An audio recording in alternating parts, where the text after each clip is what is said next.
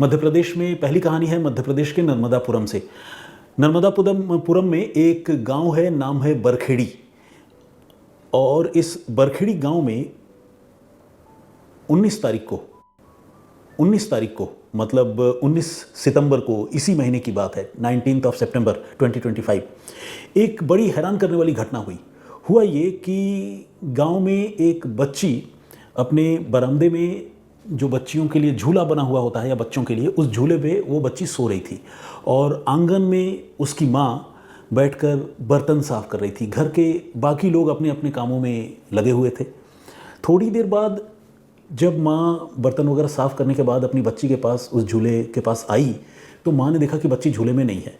पहले उसे लगा कि शायद दादा दादी या बच्ची के पापा ने उसको उठाया हो, तो वो ज़्यादा परेशान नहीं हुई, इधर उधर देखती रही। और लेकिन जब देखा कि सबके हाथ खाली हैं और बच्ची किसी के पास नहीं है, तो फिर वो बेचैन हो गई। लाजमी था।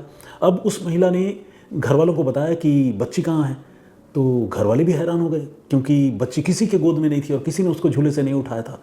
अब हुआ ये कि ये छोटी सी बच्ची, जिसकी उम्र महज 4 महीने की है, वो एकाएक घर से गायब हो गई। अब पूरे घर में कोहराम मच गया। आप समझिए कि क्या हालत होती होगी किसी घर का बच्चा जब गायब हो जाए। तो घर के लोग बिल्कुल पागलों की तरह उस बच्ची को सर्च करने लगे। पहले पूरे घर में ढूंढा, आवाज़ लगाई, सोचा कि कहीं से कोई रोने की आवाज़ आए, कहीं अगर कोई ले गया हो, कोई बच्चा, कोई पड़ोसी, आसपास के लोगों से पूछा, लेकिन वो बच्ची कहीं नहीं मिली। घर वाले बहुत परेशान हुए और सारा दिन सारी रात उस बच्ची को ढूंढते रहे। कोई फ़ायदा नहीं हुआ। आखिरकार उन्होंने पास के पुलिस स्टेशन में जाकर महज 4 महीने की छोटी सी बच्ची के किडनैपिंग की रिपोर्ट दर्ज कराई। पुलिस ने रिपोर्ट दर्ज की और घर वालों से कहा कि ठीक है, आप अपने लेवल पे ढूंढिए, हम भी ढूंढते हैं, और ये बताइए कि क्या आप लोगों में से किसी की कोई दुश्मनी किसी आदमी से या किसी दूसरे परिवार से गांव में। तो इस पीड़ित परिवार का कहना था कि नहीं, किसी से हमारी कोई ऐसी दुश्मनी वाली बात नहीं है, सबसे अच्छे संबंध है। और बच्ची कुछ देर पहले तक वहीं थी, खेल रही थी झूले में लेटी हुई। तो पुलिस भी सोच में पड़ गई कि आखिर ये हो क्या सकता है। खैर, पुलिस अपने तौर पर इन्वेस्टिगेट कर रही थी, पता करने की कोशिश कर रही थी, लेकिन घर वालों का जो सर्च है वो भी ख़त्म नहीं हुआ था। 19 सितंबर की ये घटना है। 3 दिन गुजर गए, 20, 21, 22, 23 तारीख को ये जो बच्ची है, इसका दादा जो है वो आसपास के तमाम जगहों में, यहाँ तक कि अब खेत खलिहानों में भी उस बच्ची को ढूंढने में लगे हुए थे। उन्होंने देखा कि घर से थोड़ी दूर पर एक सूखा हुआ कुआं है जिसमें अब पानी नहीं है। आउट ऑफ क्यूरियसिटी और आउट ऑफ डेस्परेशन उस बुज़ुर्ग आदमी ने उस कुएं में झांक कर देखा। सोचा कि चलो देखते हैं, कहीं ऐसा तो नहीं कि कोई अनहोनी हो गई हो। तो उन्होंने जब कुएं में झांक कर देखा तो उन्होंने देखा कि कुएं में एक छोटी सी बोरी जो है वो पड़ी है और उस बोरी के ऊपर मक्खियाँ भिन-भिना रही हैं। ये देखकर उसके दादा को शक हुआ। उसको लगा कि कहीं ऐसा तो नहीं कि मेरी पोती के साथ कोई अनहोनी हो गई और किसी ने उसे मार कर कुएं में डाल दिया। आदमी ऐसा सोचना तो नहीं चाहता है कभी भी, लेकिन कई बार दिमाग जो है वो सोचता है मजबूरी में। तो उसके दादा को ये ख्याल आने लगा और फिर वो जल्दी से तेज़ कदमों से अपने घर वापस आया और घर के लोगों से चर्चा की। तो घर के लोगों से जब चर्चा की तो बाकी लोग तो हैरान हुए कि अच्छा, कुएं में बोरी पड़ी है। लेकिन जो ये बच्ची है, इसकी दादी, इसने कहा कि अरे नहीं, उस बोरी को देखने का कोई फ़ायदा नहीं है। उस बोरी में पीरियड्स के कपड़े हैं, यानी महिलाओं को जो माहवारी होती है उसके कपड़े हैं, और उसको मैंने ही बोरी में भरकर कुएं में फेंका है, इसीलिए उसको देखने और उसको चेक करने की कोई ज़रूरत नहीं है। किन चक्करों में पड़ी हो बच्ची, पता नहीं कोई ले गया, क्या हुआ, हमारी किस्मत ही ऐसी है। तो दादी ने ये बात कही, लेकिन घर के जो बाकी लोग हैं उनका मन नहीं मान रहा था। उनको ये लगा कि भाई, पीरियड्स के कपड़े कोई बोरी में भरकर, वो भी बोरी को बांध कर कुएं में क्यों फेंकेगा? मतलब ये बड़ी अजीब सी बात है।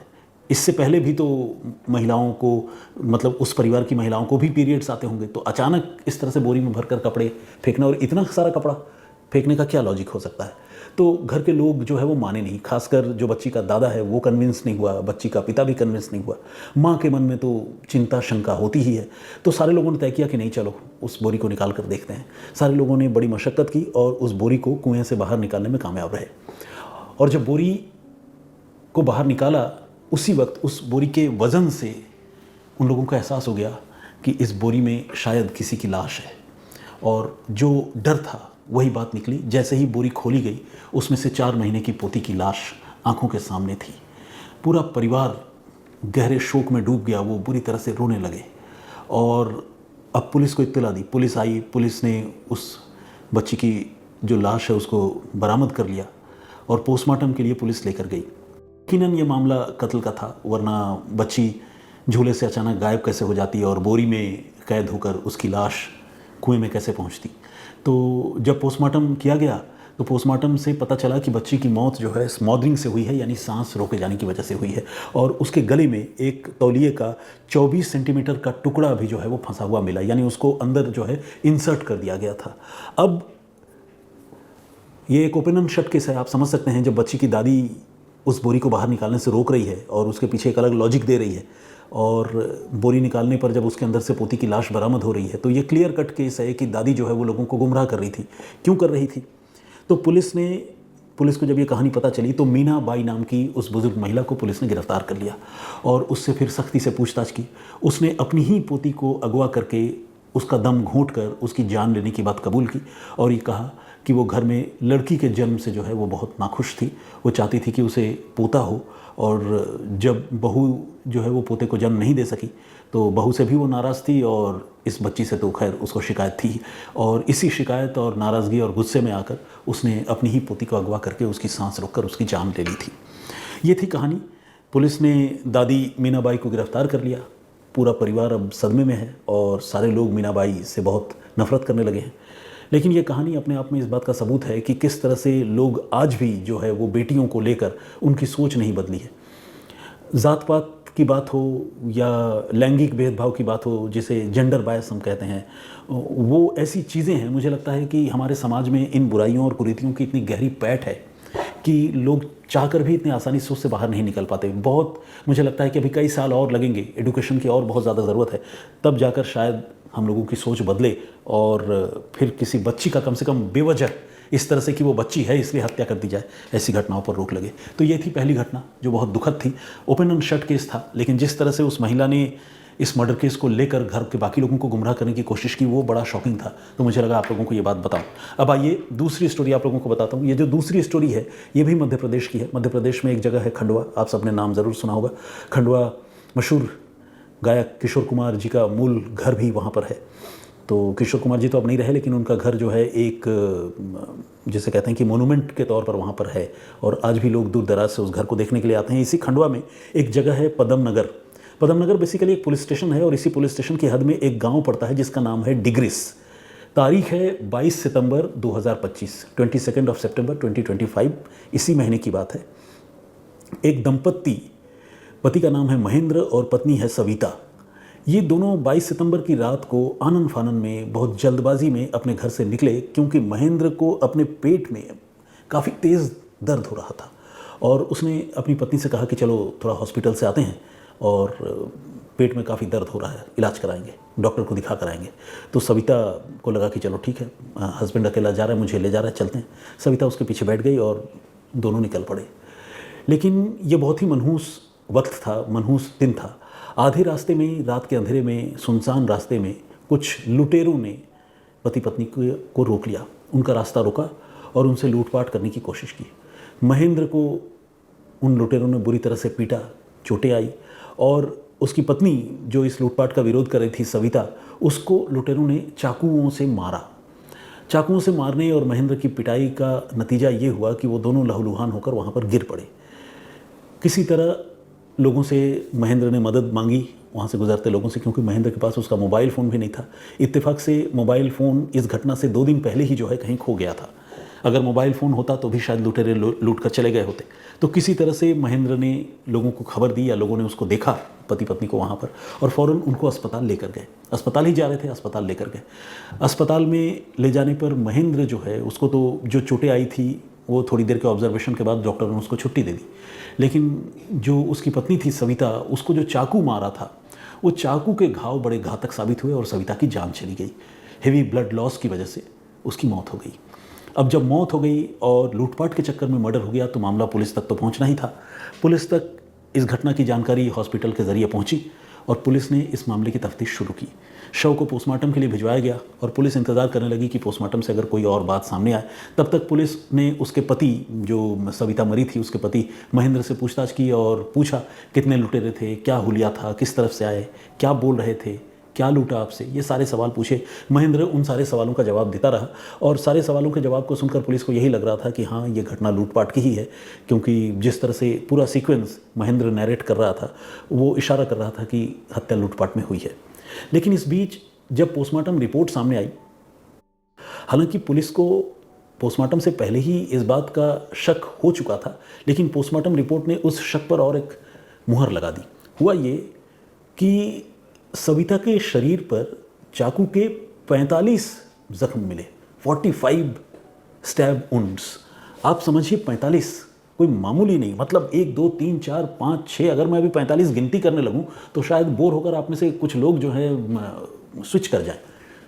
इतनी लंबी गिनती है। और 45 चाकू उस महिला को मारे गए थे। उसके पूरे शरीर को लुटेरों ने छलनी कर दिया था। पुलिस जिसने उस डेड बॉडी को रिकवर किया था, उनमें से कुछ ऑफिसर्स ने ये चीज़ ऊपरी तौर पर देखा भी था और उन्हें शक भी था, लेकिन जब पोस्टमार्टम रिपोर्ट आ गई तो वो कंफर्म हो गए कि 45 वार किसी पर अगर किया जाए तो ये सिर्फ मामला लूटपाट का नहीं लगता है। इस पूरे घटनाक्रम से सिर्फ 45 वुंड्स से इस बात का इशारा मिल रहा था कि कोई ऐसा ज़रूर था उन लुटेरों में जो इस महिला सविता की जान लेना चाहता था और ये इंश्योर करना चाहता था कि उसकी मौत हो ही जाए। और एक शॉकिंग बात ये भी थी कि एक तरफ तो महिला पर 45 चाकू मारे गए और दूसरी तरफ उसके पति महेंद्र को एक भी चाकू नहीं मारा। उसके साथ मारपीट हुई, उसे खरोंचे आई। तो ये बात अपने आप में बहुत अजीब थी। अब पुलिस को उसके पति पर ही शक होने लगा। शक ये कि शायद महेंद्र ने साजिश रच के अपनी पत्नी सविता की हत्या करा दी हो।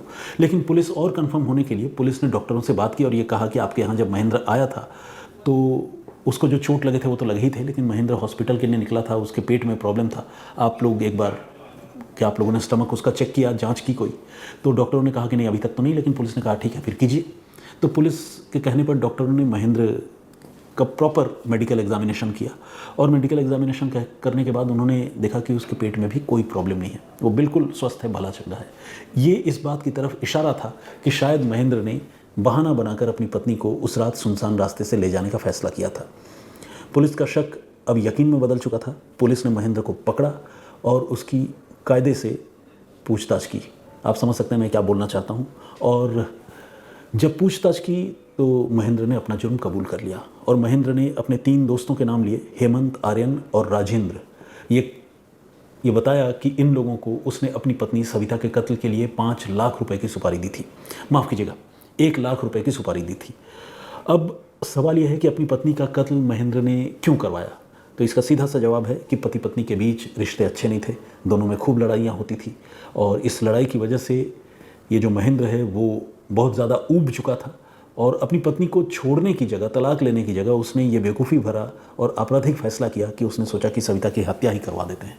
उसने अपने दोस्तों को 1 लाख रुपए दिए और उसके दोस्तों ने पूरी तरह से प्लानिंग की और प्लानिंग करके सुनसान रास्ते पर चाकुओं से वार करके सविता की हत्या कर दी। लेकिन जिस तरह से 45 चाकू सविता को मारे गए, इतने सारे जख्मों ने इस बात का पता दे दिया कि सविता की मौत जो है महज लूटपाट के दौरान हुई एक हत्या की घटना नहीं है, बल्कि एक प्लान्ड मर्डर है जिसको बहुत शातिर तरीके से अंजाम दिया गया है। तो खैर, पुलिस ने महेंद्र के साथ उसके दोस्तों को भी पकड़ लिया है। ये थी दोनों कहानी। दोनों ही मामले कत्ल के हैं और बहुत ही दर्दनाक हैं। इन दोनों घटनाक्रमों पर आपका नज़रिया क्या है? पुलिस की तफ्तीश पर आप क्या सोचते हैं?